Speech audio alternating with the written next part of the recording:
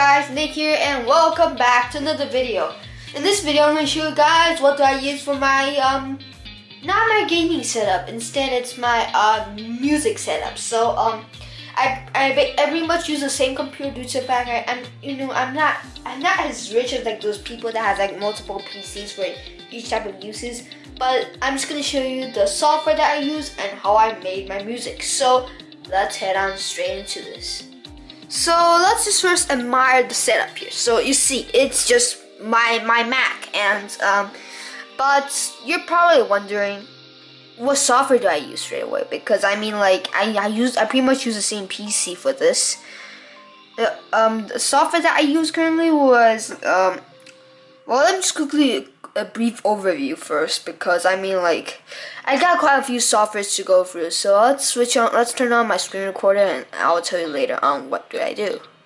So I've got quite a few softwares to go through, but we don't have much time. So for my first few music, I use a website that was called Foundation, and it's basically like an online music studio.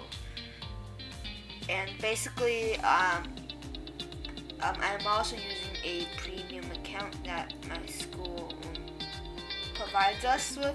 So basically the concept is simple. So because there's so much people using the same account, the same school account as this one, that meant that there's a lot of people making this thing. So since what the heck? That's not even made by me. While someone's trying to because currently I'm the one and only student in my entire 6th grade that was pretty much that makes music a lot. So so this is the Move On video clip that I done on Foundation, but it's called Take Off, is because I can't find a perfect title for that name, so I just call it a random name. But as you can see, I'm using a melody that was provided in the library. But you're probably thinking I do. That's sort of like copywriting. So basically, what I did is I remixed it and put it in various patterns, like really unique patterns. And with that just sounds really unique, as you can see. But but one day I was like, I really want to create new music, but I am a one-man army. I don't have an entire team, and they provide me with melodies. I have to do everything myself, and as you can see, this is how I have to do it. Oh, sorry. And this is how to do it, like that. So like this. But then this would took me ages, and if I play this, this would sound terrible. Let's see. You hear that? It sounds like terrible. And I also ran out of melodies. And for these drum beats, I use premium sounds. All I have to type in is just electronic drums, electronica. I sort of use these. But I usually cannot find the best sounds for it, so that's kind of bad.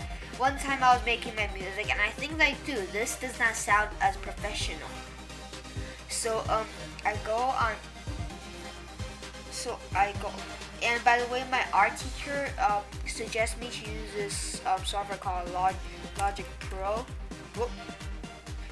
My art teacher suggests me to Logic Pro X. And I searched up and I realized that you need a lot quite amount of money. You need like 5,990 NT, or New Taiwan dollars. But I thought it's free at first, but then I think I might have just messed up. But I found a free software that was already built in my computer. It's not as professional, but it's good enough for my music setup. It's called GarageBand. Normally the GarageBand you see is usually on mobile devices, but mobile devices they're not really like the pro version. If you own a Mac, then that means you might have like a pro version of this, but it's already built into your computer. So let's open a recent. So currently one of the most viral musics that I made on my channel was called Disco Lights, and quite a few work done onto it, around 4 hours of entire composing. You see at the front, it's just keeping it simple, and this we have like quite a few things. I chose my stereo, so the output would be different. If I move the audio bass synth up to turn up wobble bass, it'll sound really, instead of sounding really clean and smooth, it'll just sound like really broken. But this is usually recommended for like disco concerts and something like that. But so yeah, as you can see, as I move forward, you see the more and more complex it was. Basically, there are multiple tracks playing at the same time. This is the first. It's the first rising beat. So the basically the melody rises up and stuff. And as you can see, this is Magnus's part. If you didn't know what's Magnus, it's basically an artificial AI built into my laptop, and I sort of enable it to play along with me. So you know that there's this AI who goes by the name of Magnus. Basically, Magnus is a real drummer, but his skills has been built into my computer. So if I go, where is it? Big room. Oh yeah. So Magnus is a real person, but his drumming skills have been imported into the computer. As you can see, there's also Leah, Ronnie, Jaster, and also Julian. So I could switch the type of drum they play. If I switch into Julian, it will basically sound a little bit like complex. If I switch to, let's say, if I switch to Jaster, this would be like a heavy metal type, and this is more like a dubstep. Well, Leah is sort of like a new production style, like dubstep things. But I use Magnus because Magnus, it sounds really good, and pretty much it's like that. There's also things, as you can see, all of these, because I mean, like, I'm not really as artistic as those like music creators. I sort of go in my own way. I arrange my own various patterns for my music to sound good. This is like a anthem fever scene. So if I can find it in my if I can find it in my if I can find it in this library, and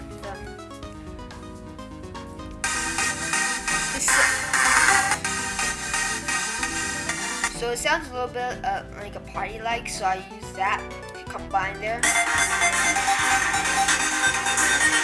I can hear a little bit of that, but because of the other stereos, like, so currently you can see there's 5 different tracks playing at the same time. Well, it's a lot of hard work because I'll have to like make sure every track is ready to go. And basically this is where it becomes a little bit easier, is because I sort of repeat the same beat that it started from the front, so as you can see there. Whoa, don't bounce me back, the computer. So if I go here,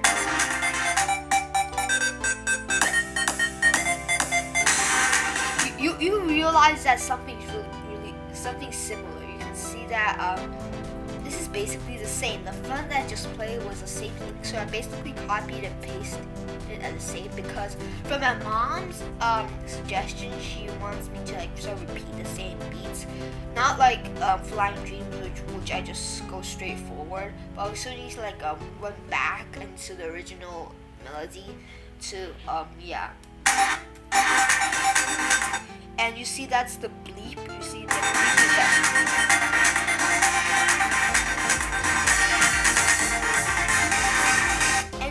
And you sort of repeat the same thing.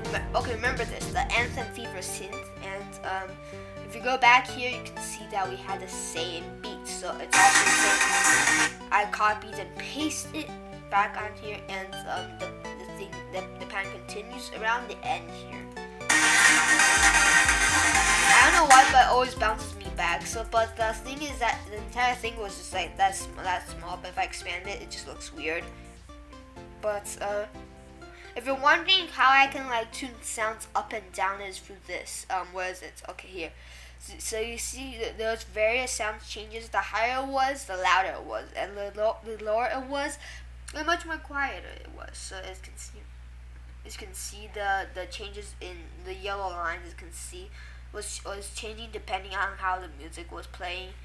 But yeah, it's basically because of the sound and also the various patterns that made the song quite popular on my channel, because I mean, like, quite a few people liked it, and some of them even say that they're gonna use this song in their parties because of the fact that it was like I sort of arranged it to be like a party rock style thing.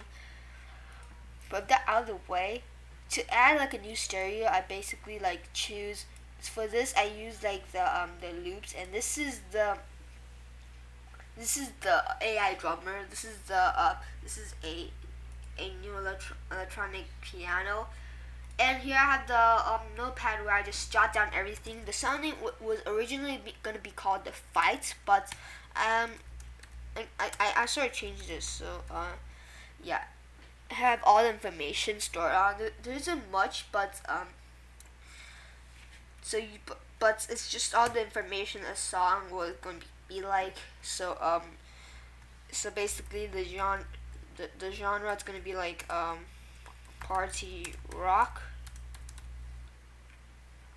so like that. But yeah, it's so like notepad, and I don't really use this option a lot, but I just use like random sounds from my old library, from my flash drive.